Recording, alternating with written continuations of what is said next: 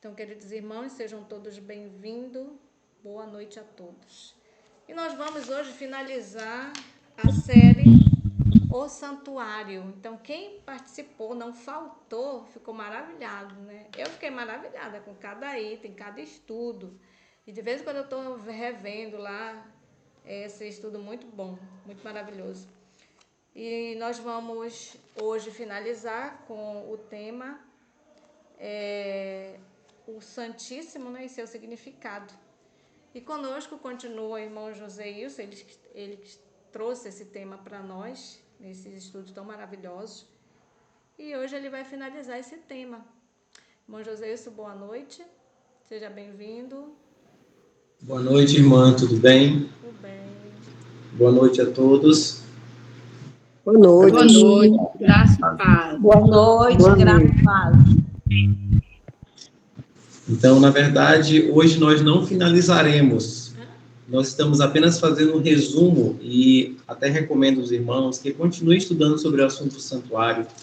O assunto do santuário é um assunto grande, importante, com muitos símbolos importantes que nós precisamos compreender. Então, o assunto do santuário, ele nos ajuda a entender a obra de salvação, a obra do Evangelho, a obra de preparação para o povo de Deus entrar na Canaã celestial. Então, nós falamos sobre a importância do assunto do santuário no primeiro encontro. No segundo encontro, nós falamos sobre o pátio, aquela área descoberta, onde nós tínhamos dois utensílios. Nós tínhamos o altar do holocausto, onde eram queimadas as ofertas, onde o pecado era destruído pelo fogo, símbolo do pecado sendo destruído na consumação do mundo, lá depois do milênio. Nós tínhamos a pia de bronze, que também simboliza a água, que é Jesus, o batismo também. E aí nós entramos no primeiro compartimento. O primeiro compartimento, nós tínhamos um candelabro à direita de quem entrava, era também chamada de menorá. Esse candelabro, ele representa a mensagem de Deus aos 7 períodos das 7 igrejas, né? Inclusive, nós estamos vivendo o último período, que é a igreja de Laodiceia.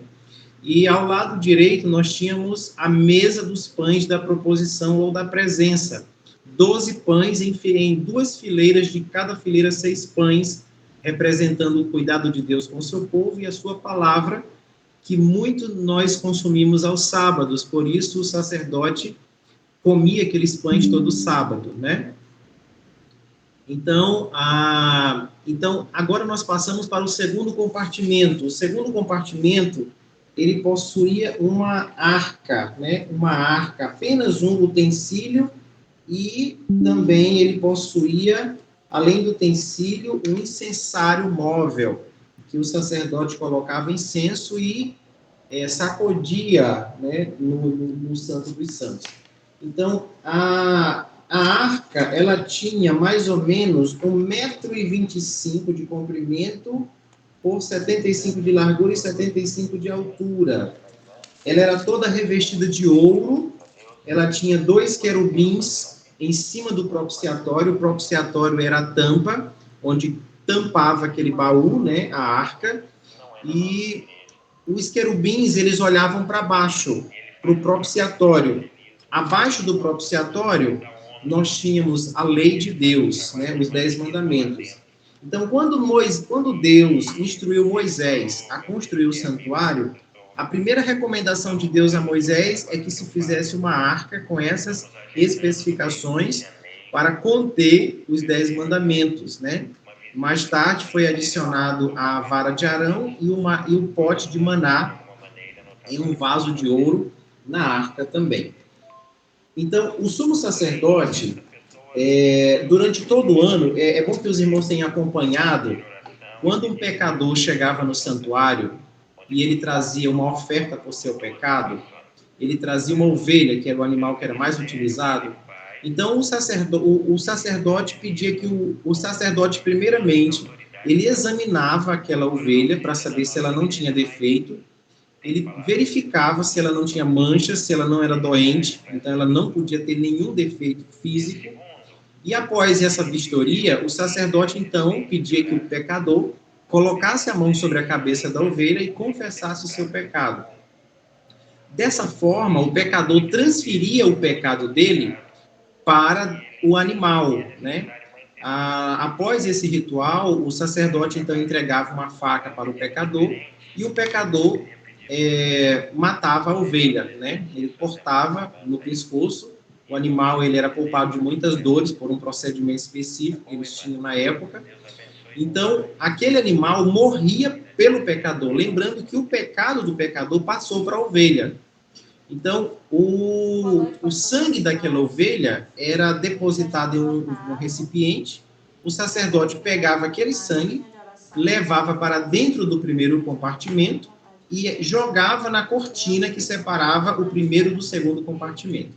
Então, simbolicamente, o pecado do pecador que estava lá do lado de fora, ele entrava para dentro do santuário e ficava grudado na entrada do segundo compartimento, no segundo compartimento.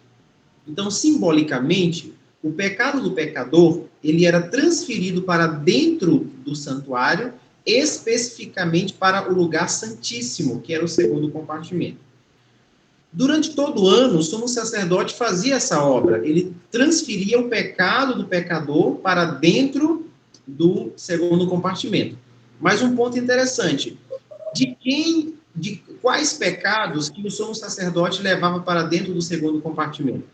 Somente daquelas pessoas que levavam o seu pecado ao santuário. Isso é uma lição importante para nós. Jesus não pode pegar o pecado forçado de uma pessoa que não quer abandonar, que não quer entregar, e levar para dentro do santuário para ser expiado. Nós é que precisamos levar os nossos pecados a Cristo, então Cristo fará expiação por esses pecados. As pessoas que não abandonarem os seus pecados, elas carregarão os seus próprios pecados e se responsabilizarão pelas consequências do pecado, e nós bem sabemos quais serão, que é a morte. Lá em Romanos capítulo 6, versículo 23, diz que o salário do pecado é a morte.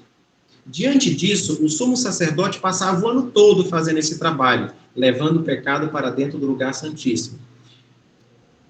No livro de Levítico, capítulo 23, versículo 27, diz assim: o 10º dia deste mês, 7º, será o dia da expiação. Em outras linguagens, o dia da purificação, né?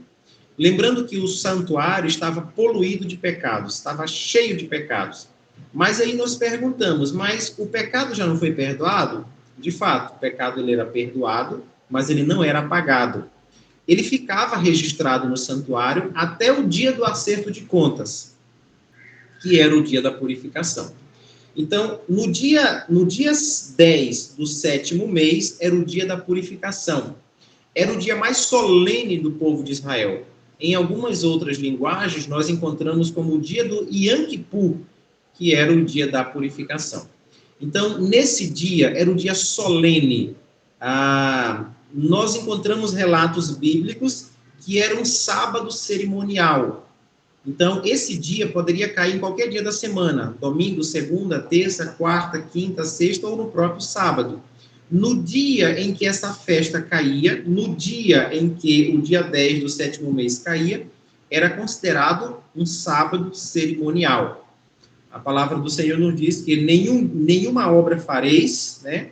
Quando a gente lê o capítulo 23, versículo 27 em diante, diz assim: o 10º dia desse mês será o dia da expiação, tereis Assembleia Santa. Então vos humilhareis e apresentareis uma oferta queimada ao Senhor.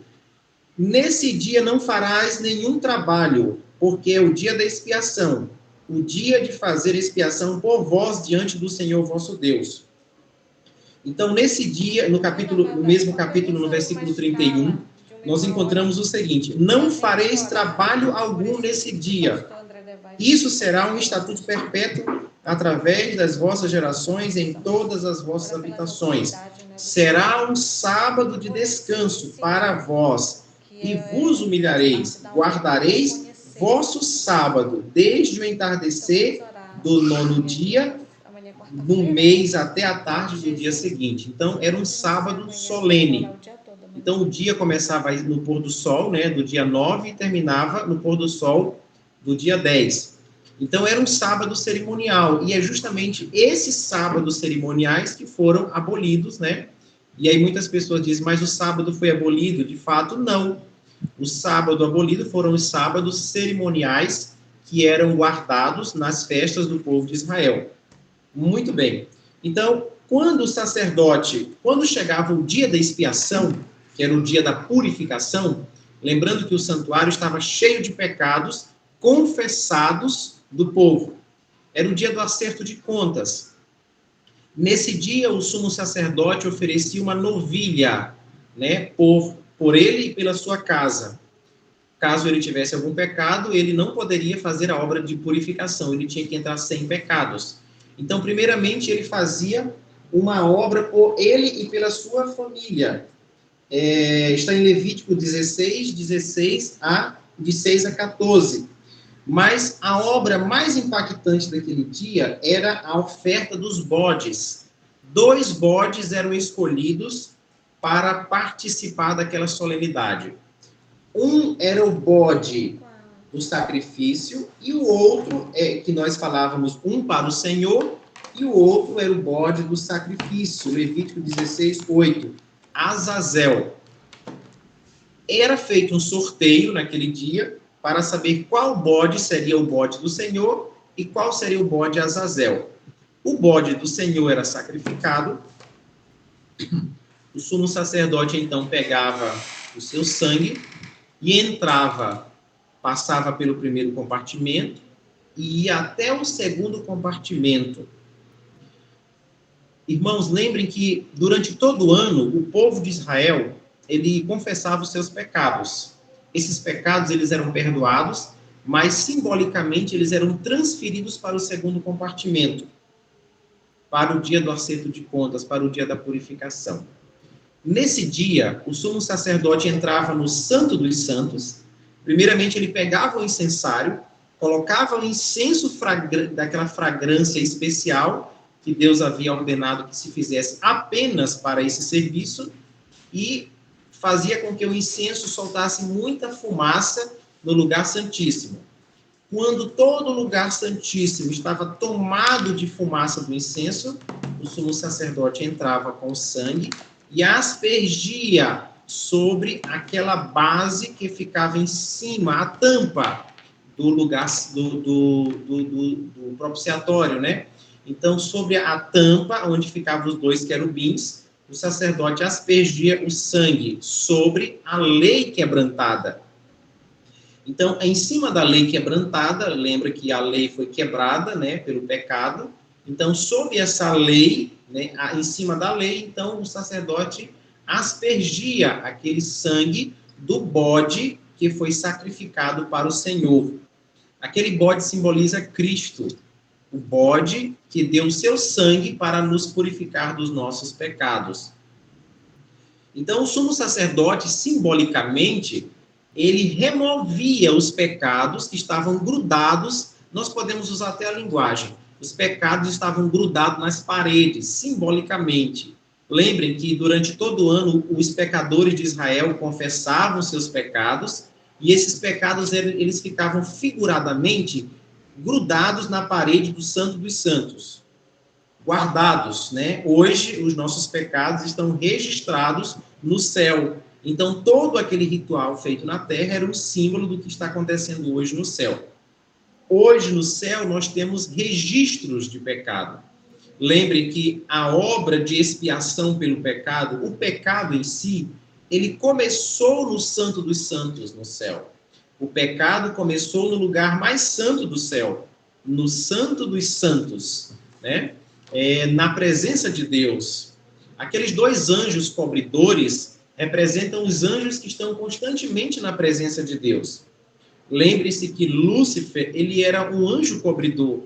E ele ficava sempre na presença de Deus. E o pecado começou em seu coração de uma forma misteriosa. Então, o pecado teve início no Santo dos Santos do Santuário Celestial. É por isso que é lá que ele vai terminar. Aonde ele começou, ele vai finalizar. Então, o assunto do pecado será finalizado dentro do santuário, no lugar santíssimo. Quando nós lemos em Daniel, nós vemos que foram postos tronos, e um trono foi movimentado de lugar, né? no livro de Daniel, nós temos aqui um texto, deixe-me procurar. Daniel.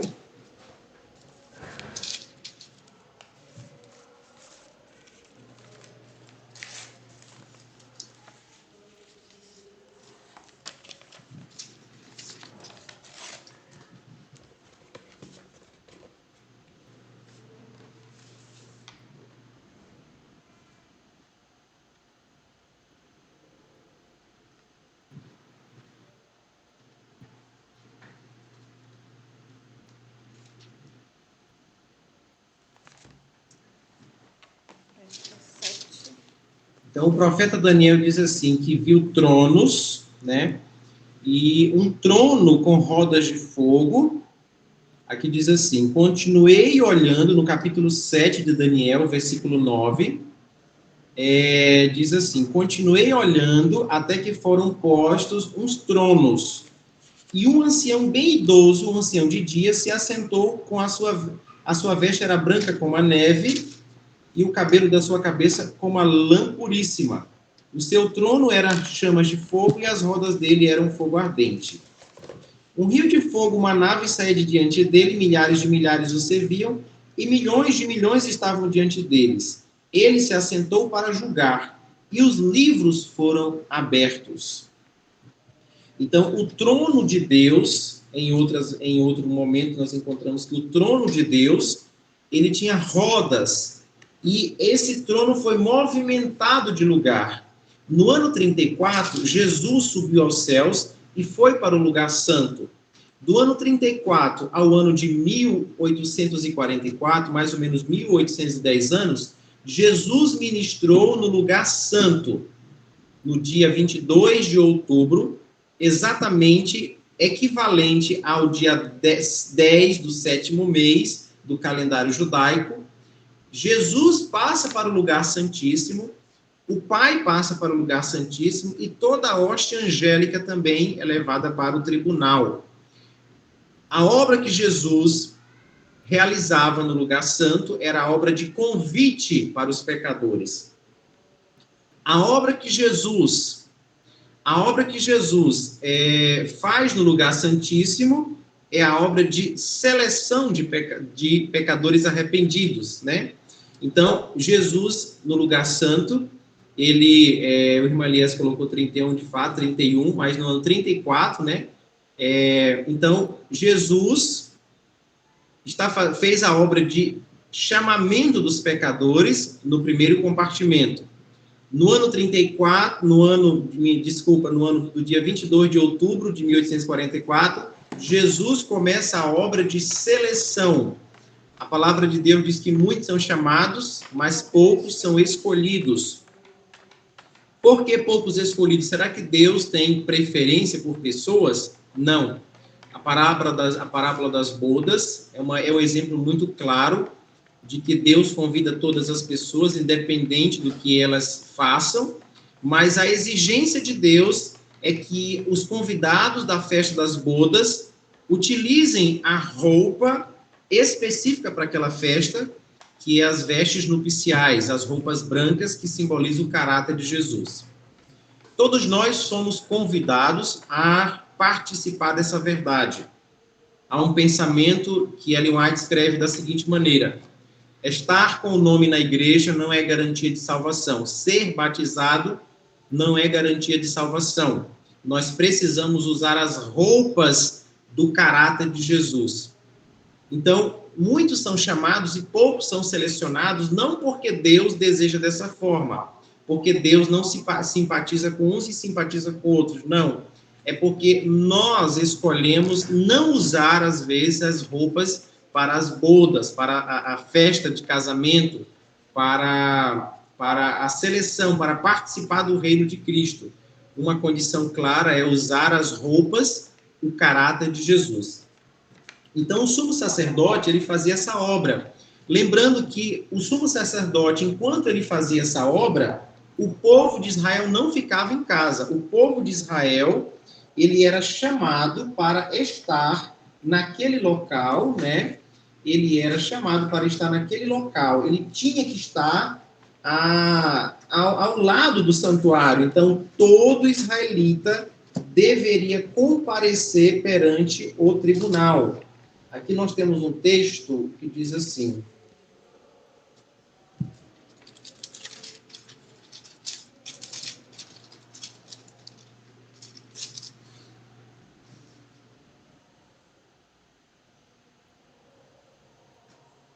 então, novamente, o texto diz: o 10º dia desse 7º mês será o dia da expiação, tereis uma assembleia santa, santa convocação. Então vos humilhareis e vos apresentareis, e apresentareis uma oferta queimada ao Senhor. Nesse dia não fareis trabalho algum, porque é o dia da expiação, é o dia de fazer expiação por vós, é o dia de fazer expiação. Todo aquele que não se humilhar nesse dia será eliminado de seu povo. Então, o povo de Israel, ele tinha deveres a cumprir no dia da expiação. Se eles deixassem de cumprir esses deveres, então eles eram eliminados do povo de Israel. Então, algumas pessoas no povo de Israel, no dia da expiação, eles não iam para o santuário, eles iam para suas plantações, seus trabalhos, suas empresas. Então, era muito claro a ordem: todo aquele que não tiver no santuário, será eliminado do povo de Israel. Então, a congregação, ela tinha que estar lá. Então, o pai de família não podia representar, né, a sua família. Todos teriam que estar lá. Então, a salvação é um processo individual. Apesar que o pai, a mãe ou algum outro membro da família influencie, nos ajude, nos dê conselhos, mas o processo de expiação é feito individualmente por cada um.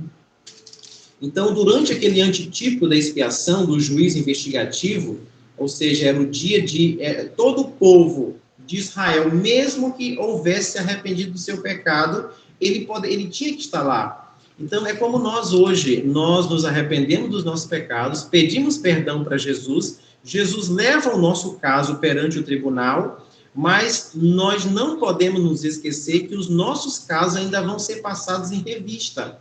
Então, digamos que eu tinha 100 pecados, entreguei 99 e ficou um pecado comigo. No dia do meu julgamento, se houver algum pecado ainda nos meus registros, como não abandonado, não arrependido, não perdoado, aqueles 99 pecados voltam para minha conta. Então, nenhum pecado pode estar registrado no nosso nome como não arrependido. Lembrando que os livros de registro do céu, que são chamados de livros de conta corrente, que inclusive são muito ligados à contabilidade, débito e crédito, né? Todo débito tem que ter um crédito para ser pago, né? Então, todos os nossos pecados precisam ser perdoados pelo sangue de Jesus. Mas é interessante que Jesus, ele não pode perdoar um pecador, se não houver arrependimento, não houver entrega. A profeta do Senhor diz que nós não podemos mudar o nosso próprio caráter por nós mesmos, mas nós podemos entregar a nossa vontade a Deus. Irmãos, nós estamos vivendo nesse período, o dia antitípico da expiação. Começou no dia 22 de outubro de 1844, o dia da expiação. Aquela festa do povo de Israel, no 10º dia do 7º mês, simplesmente era um símbolo do que ia acontecer, do que ia iniciar no dia 22 de outubro de 1844. Então, algumas coisas eram exigidas da congregação. Então, o que a congregação tinha que fazer? Primeiramente, santa convocação. Aqui nós encontramos aqui, o 10º dia deste 7º mês será o dia da expiação. Tereis uma assembleia santa, santa convocação. O que isso significa para nós hoje? O apóstolo Paulo nos declara que muitos acostumam-se a não se congregar, e isso não é bom.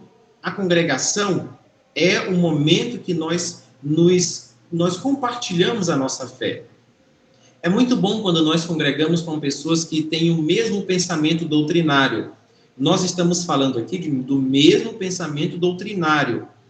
O apóstolo Paulo abominava diferenças doutrinárias. Então, ele estava se referindo ao mesmo pensamento doutrinário, o pensamento verdadeiro, não as nossas opiniões. Nós estamos vivendo num período de achismo, onde as pessoas levam as suas opiniões e transformam em doutrinas. Nós estamos falando da mesma doutrina estabelecida pela Conferência Geral, com base na Bíblia e nos testemunhos. Então, a nação de Israel era convidada a congregar naquele dia. Nós, hoje, no grande antitípico da expiação, também somos convidados a nos congregarmos. A igreja, a reunião de 2 ou mais membros é muito importante. Quando nós compartilhamos, quando nós falamos, quando nós estudamos, quando nós levamos a mensagem no púlpito, nós mesmos aprendemos e fortalecemos a nossa fé.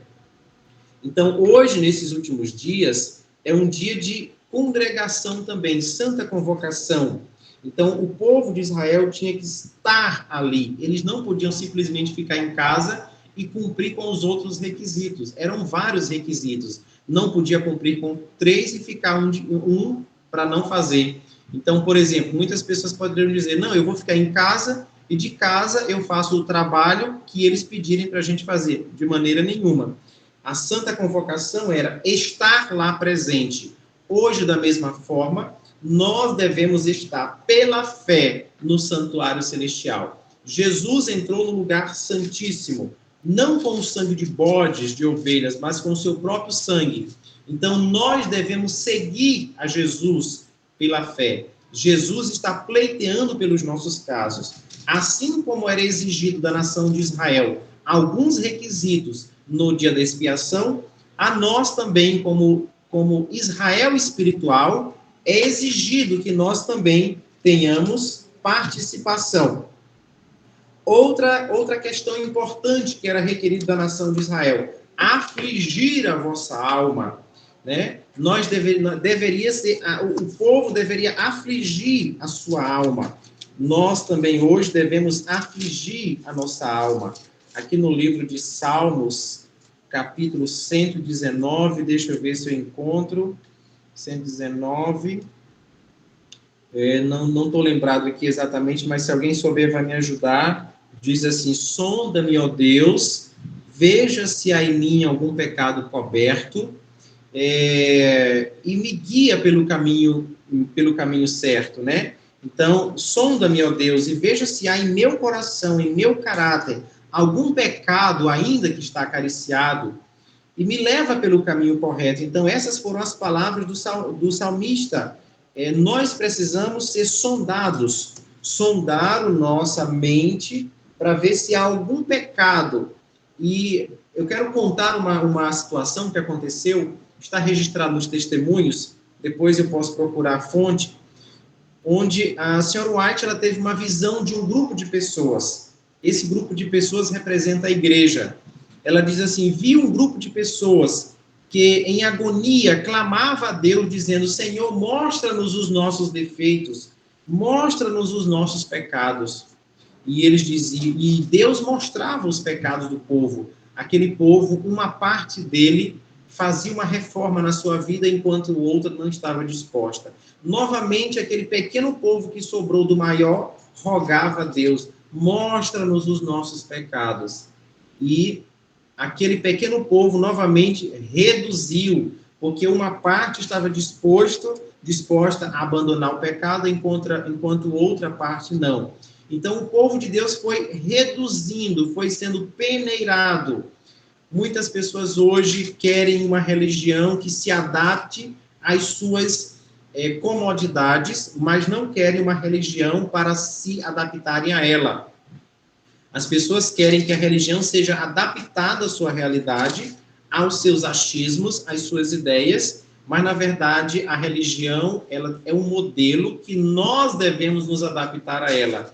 Nós devemos nos adaptar à verdade, não à verdade às nossas comodidades. Então, o povo deveria afligir a sua alma, deveria suplicar a Deus, Senhor, tem algum pecado ainda que está acariciado, porque meu caso está sendo passado em revista. nós estamos passando pelo juízo investigativo, o juízo que investiga se há algum pecado que não foi arrependido e entregue para o nosso advogado. Então, Jesus é o nosso advogado. Ele entrou no santuário celestial com o seu próprio sangue. É por isso que nós devemos seguir a Jesus pela fé. O sumo sacerdote, ele, nas suas vestes sacerdotais, era uma veste magnífica, uma veste de rei. O sacerdote, na sua túnica, ele possuía alguns sinetes que eram costurados na beirada da orla do seu vestido. E aqueles sinos balançavam, né? Ficavam balançando. Inclusive, algumas pessoas até falam que o sumo sacerdote tinha uma corda amarrada na cintura, e isso não existe, não tem relato disso, né? Eles acreditavam, inclusive, que o sumo sacerdote, ao entrar no lugar santíssimo, se ele fosse fulminado, então as pessoas deveriam pegar na corda amarrada à sua cintura e puxar para o lado de fora. Isso nós não temos nenhum registro dessa afirmação. Se o sacerdote fosse fulminado, de fato ele era aniquilado, não sobraria nada. Então, o sumo sacerdote, ele tinha pequenos sinetes costurados na orla do seu vestido, né, da sua túnica. E à medida que ele se movimentava dentro do lugar santíssimo, as pessoas que ficavam do lado de fora do santuário conseguiam escutar o tilintar das campainhas que eram amarradas na orla da sua veste. A serva do Senhor diz que aquelas campainhas que o povo ficava acompanhando, se o sumo sacerdote estava entrando ou saindo, se ele estava voltando da obra de expiação, porque, irmãos, enquanto o sumo sacerdote estava fazendo expiação pelo povo, o povo ficava em reverência, fazendo tudo o que eles pediam para eles fazerem. Aqui ainda vamos continuar. Então, vejam bem, quando o sumo sacerdote estava se retirando de dentro do santuário, o povo percebia pelo som que era emitido pelas campainhas. Então, eles entendiam, a obra foi feita, nossos casos foram decididos, nós recebemos o perdão. Então, era um momento de alegria, ao mesmo tempo de preocupação, porque eles acompanhavam a movimentação do sumo sacerdote dentro do lugar santíssimo, porque era o caso deles que estava sendo decidido naquele momento. Uma outra coisa que era requerida do povo de Israel era uma oferta queimada ao Senhor, né? Um jejum também. Então, eles deveriam trazer uma oferta queimada ao Senhor. E nesse dia também eles deveriam jejuar, que está no quesito anterior que eu li, que era afligir a alma.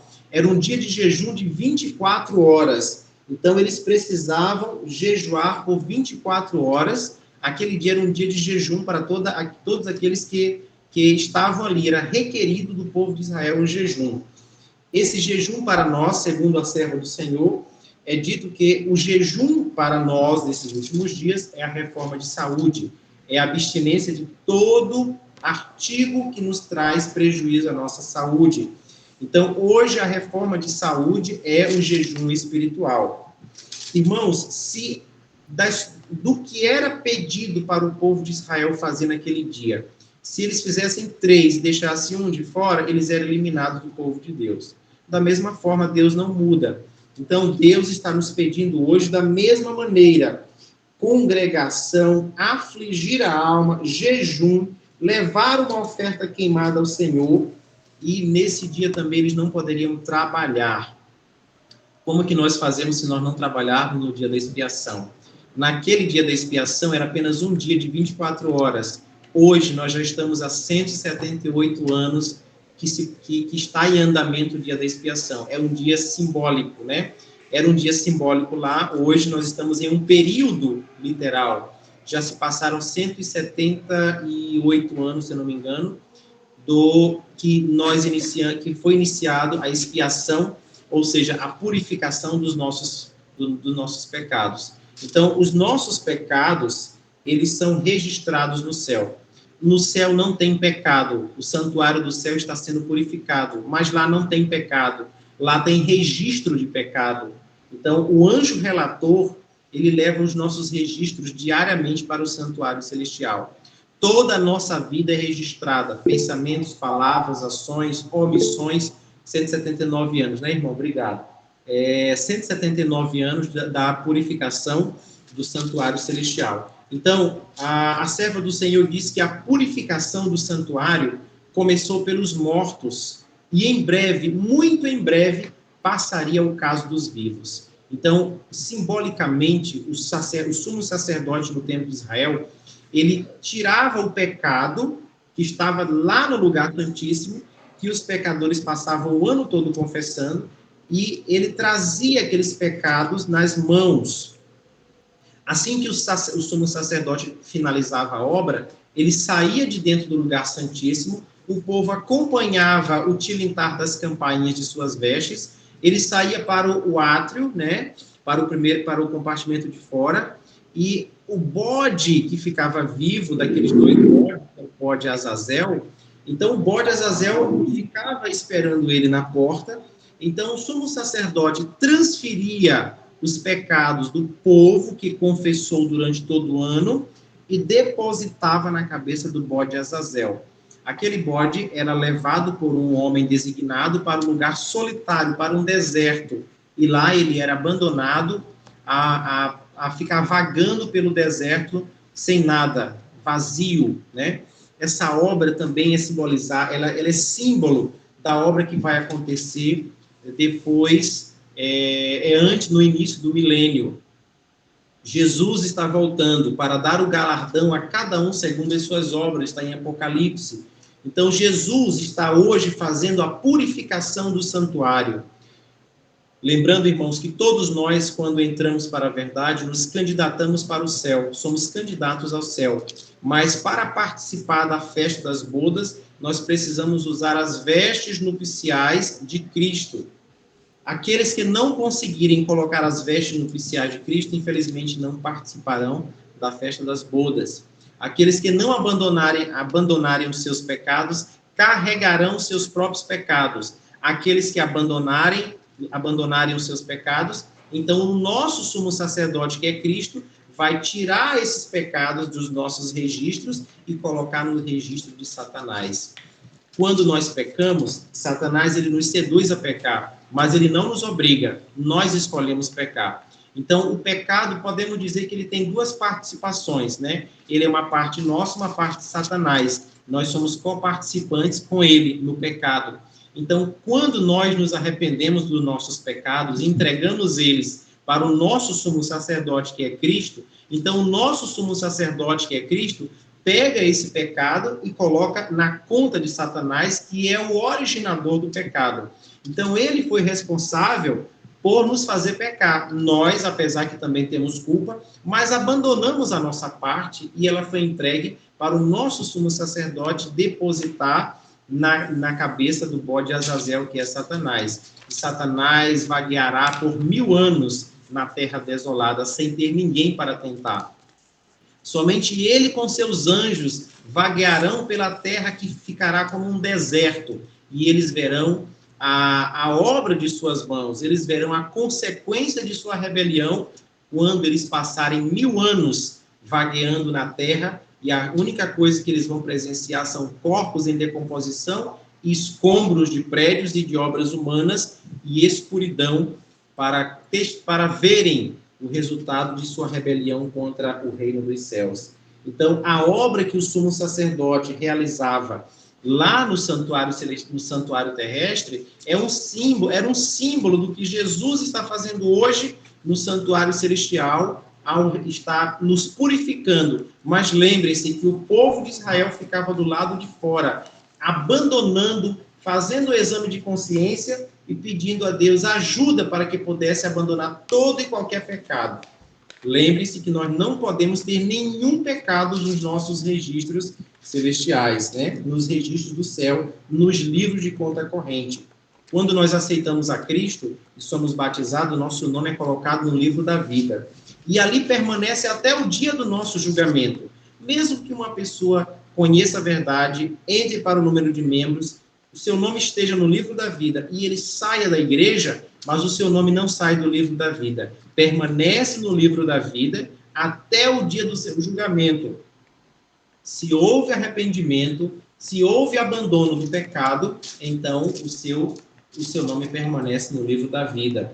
No livro de Atos, capítulo 3, versículo 19, diz o seguinte: arrependei-vos e convertei-vos, para que os vossos pecados sejam apagados. O apóstolo Pedro estava se referindo ao dia da expiação nos nossos dias, a partir do dia 22 de outubro de 1844. Ele estava se referindo ao apagamento. Primeiramente, quando nos arrependemos, o nosso pecado é perdoado, mas é somente no dia do acerto de contas que ele é apagado.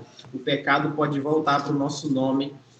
Tem um pensamento dito por Martinho Lutero, que quando nos batizamos, a nossa natureza é deixada no fundo da água, mas a natureza velha sabe nadar e ela volta. Os nossos pecados também podem voltar ao nosso caráter. É por isso que o povo de Israel ficava afligindo a sua alma, para ver se o seu pecado não tinha voltado, para ver se tinha mais algum pecado que não foi confessado, que não deu tempo de ser entregue ao sacerdote lá no ritual diário. Então, o seu pecado, ele era perdoado e já era apagado naquele momento. Então, essa era a obra que era feita. Um outro detalhe importante é que quando o sumo sacerdote ele entrava no lugar santíssimo, ele entrava com uma roupa diferente. Ele, no peitoral dele, ele tinha mais ou menos de um palmo de comprimento, né, e de largura. Ele tinha uma prancha com 12 pedras, né? 12 pedras preciosas, simbolizando as 12 tribos de Israel, simbolizando também os fundamentos da cidade santa, as pedras preciosas que comporão os muros da cidade santa. E é interessante que na veste do sumo sacerdote ele tinha 2 pedras na lateral dessa placa, era Urim e Tumim. Então, quando o povo queria saber, quando Deus queria revelar se ele concordava ou não com alguma decisão, com alguma pergunta da nação, então a luz da direita, que ela brilhava, né? Quando Deus dizia não, a luz da esquerda era colocada uma sombra sobre ela. Então, hoje nós temos um processo diferente. Hoje nós temos a conferência geral da igreja. Quando a igreja está em dúvida quanto a algum ponto, leva-se então essa dúvida para a conferência geral e Deus, através dos sacerdotes, Deus dá a sua resposta, né? Então, o assunto do santuário é um assunto grande, tem muitos detalhes, e aí nós não temos um tempo suficiente para falar de tudo, né? É por isso que é importante continuarmos estudando sobre esse assunto, entendermos o assunto do santuário como o evangelho em símbolos. Então, o que nós precisamos entender? A obra feita no segundo compartimento, o lugar santíssimo, representa a obra que está sendo feita no santuário celestial, o julgamento dos nossos casos, o juízo investigativo. Por que nós chamamos de juízo investigativo? Porque é justamente isso que está acontecendo. Nossos casos estão sendo investigados para saber se nós estamos trajando as vestes da justiça de Cristo ou se estamos com as nossas próprias vestes que representam o nosso próprio caráter. Nós precisamos estar com o caráter de Jesus. E para que tenhamos o caráter de Jesus, nós precisamos seguir um passo a passo. A congregação, ela tinha responsabilidades no dia da expiação. E uma que eu quero frisar bem, e que o nosso povo está deixando de viver nesses últimos dias, é a reforma de saúde. Eu estava analisando a última decisão da Conferência Geral, que foi em 2019, e a equipe médica que participou da Conferência Geral levantou um dado alarmante. Lá eles levantaram uma informação dizendo que o número de câncer, obesidade, hipertensão, depressão, se eu não me engano tem outra doença, tem crescido muito no nosso meio. Irmãos, Deus, quando deu o regime alimentar saudável para o seu povo, não era seu objetivo que ele fosse um povo deficiente de nutrientes ou um povo doente. Deus deu a alimentação vegetariana com o objetivo do seu povo ter mais saúde, mais disposição. Então, hoje, o nosso povo está deixando de fazer a obra da reforma de saúde. É um ponto necessário para estar no santuário. aquele que não jejuasse era extirpado do povo de Deus. Novamente eu volto a dizer, aqueles que não fizerem a reforma de saúde hoje não serão aceitos no dia da expiação que está acontecendo hoje. Então, são alguns requisitos que eram exigidos para a congregação praticar naquele dia e nós devemos também atentar. O último que eu quero comentar é que nenhuma obra fareis nesse dia, era um sábado cerimonial. O que isso representa para nós hoje? No livro Primeiros Escritos, lá tem um comentário onde Satanás tem enganado muitas pessoas com o excesso de trabalho. Na verdade, não significa que nós não devemos trabalhar hoje, mas que nós devemos dar ao trabalho o seu devido tempo e o seu devido lugar, e não deixar que o trabalho nos sufoque, os cuidados da vida nos sufoquem, a ponto de nos tirar a nossa espiritualidade e nos atrapalhar a comunhão com Deus. Amém. Amém.